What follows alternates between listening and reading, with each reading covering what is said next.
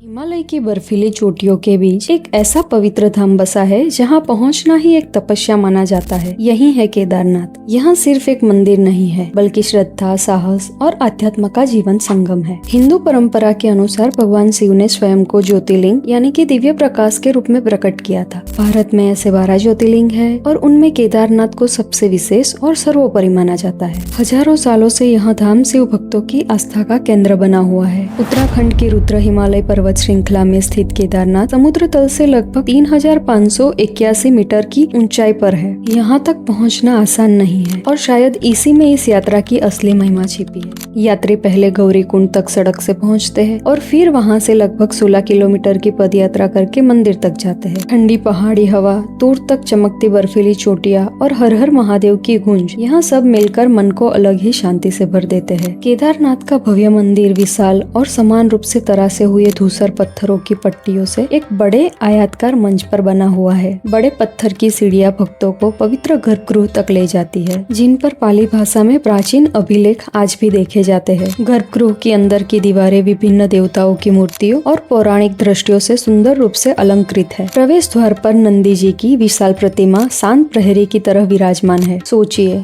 इतनी ऊंचाई पर इतने भारी पत्थरों से बना यह मंदिर प्राचीन युग में कैसे तैयार किया गया होगा, यहाँ सोचकर ही आश्चर्य होता है। इस पवित्र धाम की कहानी महाभारत से जुड़ी हुई है। कुरुक्षेत्र युद्ध में विजय के बाद पांडव अपने ही रिश्तेदारों की हत्या के पाप से व्याकुल हो गए थे। मुक्ति की तलाश में वे भगवान शिव की शरण में निकले। भगवान शिव उनसे दूर रहना चाहते थे, इसीलिए वे केदारनाथ क्षेत्र में नंदी के रूप में प्रकट हुए, लेकिन पांडव उन तक पहुँच गए। तब भगवान शिव भूमि में समा गए। उनका कुबड़ धरती पर प्रकट रह गया और वहीं आज केदारनाथ गर्भगृह में शंकु आकार शिला के रूप में पूजा जाता है। इसी को भगवान शिव का सदाशिव स्वरूप भी माना जाता है। मंदिर के अंदर शिव जी का एक पवित्र उत्सव विग्रह भी स्थित है, जिसके सामने पुजारी और भक्त गहरी श्रद्धा से पूजा अर्चना करते हैं। भगवान शिव के शरीर के अन्य अंग भी अलग अलग स्थानों पर प्रकट हुए। भुजाएं तुंगनाथ में, मुख रुद्रनाथ में, नाभि मध्यमेश्वर में और जटा सहित सिर कल्पेश्वर में। इन पांचों पवित्र स्थलों को मिलाकर बनता है पंच केदार और यहीं से केदारनाथ की महिमा और भी बढ़ जाती है। यह मंदिर अपनी अद्भुत वास्तुकला के लिए भी प्रसिद्ध है। बहुत बड़े, भारी और बिल्कुल सही तरीके से काटे गए पत्थरों से बना यह मंदिर आज भी वास्तुकला का अनोखा उदाहरण माना जाता है। मंदिर लगभग 80 फुट ऊंचा है और चतुर्भुज आकार का है। गर्भगृह में भगवान शिव का स्वयंभू ज्योतिर्लिंग एक विशाल शिला के रूप में विराजमान है। बाहर माँ पार्वती जी की पत्थर की मूर्ति स्थापित है। सभा मंडप में 5 पांडव, श्री कृष्ण और माता कुंती की मूर्तियां विराजमान है। मुख्य द्वार पर गणेश जी और नंदी की सुंदर पत्थर की आकृतियां बनी हुई है। परिक्रमा पथ में अमृत कुंड स्थित है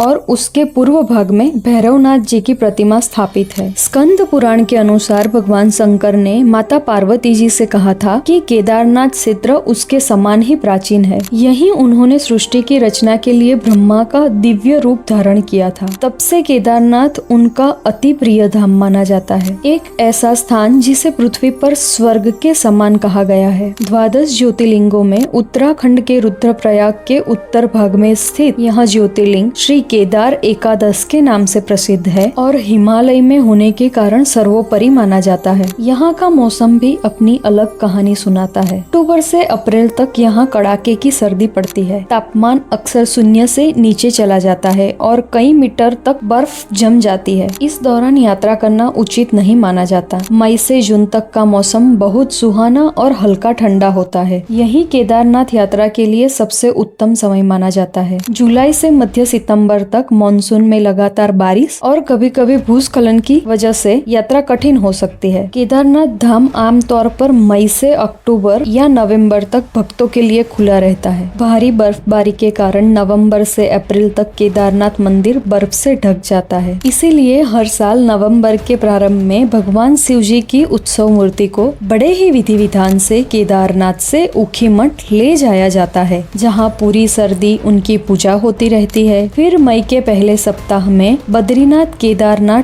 टेम्पल कमेटी द्वारा घोषित शुभ तिथि पर मूर्ति को वापस से केदारनाथ लाया जाता है और पुनः स्थापित किया जाता है। इसी पवित्र अवसर पर मंदिर के कपाट भक्तों के लिए खोल दिए जाते हैं। आमतौर पर धाम कार्तिक यानी कि अक्टूबर नवंबर में बंद होता है और वैशाख यानी कि अप्रैल मई में खुलता है। यहाँ पहुँचना भी एक यात्रा का महत्वपूर्ण हिस्सा है। सबसे नजदीक जॉली ग्रांट एयरपोर्ट वे देहरादून से 35 किलोमीटर है, जो केदारनाथ से लगभग 235 किलोमीटर दूर है और दिल्ली से दैनिक उड़ानों से जुड़ा हुआ है। वहाँ से गौरीकुंड तक टैक्सी मिल जाती है। रेल से आने वाले के लिए सबसे नजदीक स्टेशन ऋषिकेश है, जो गौरीकुंड से लगभग 243 किलोमीटर पहले NH 58 पर स्थित है। ऋषिकेश से बसें और टैक्सियां आसानी से मिल जाती है। सड़क से गौरीकुंड उत्तराखंड के मुख्य शहरों से अच्छी तरह जुड़ा है। दिल्ली के ISBT कश्मीरी गेट से हरिद्वार, ऋषिकेश और श्रीनगर के लिए बसें उपलब्ध है। देहरादून, हरिद्वार, ऋषिकेश, पौड़ी,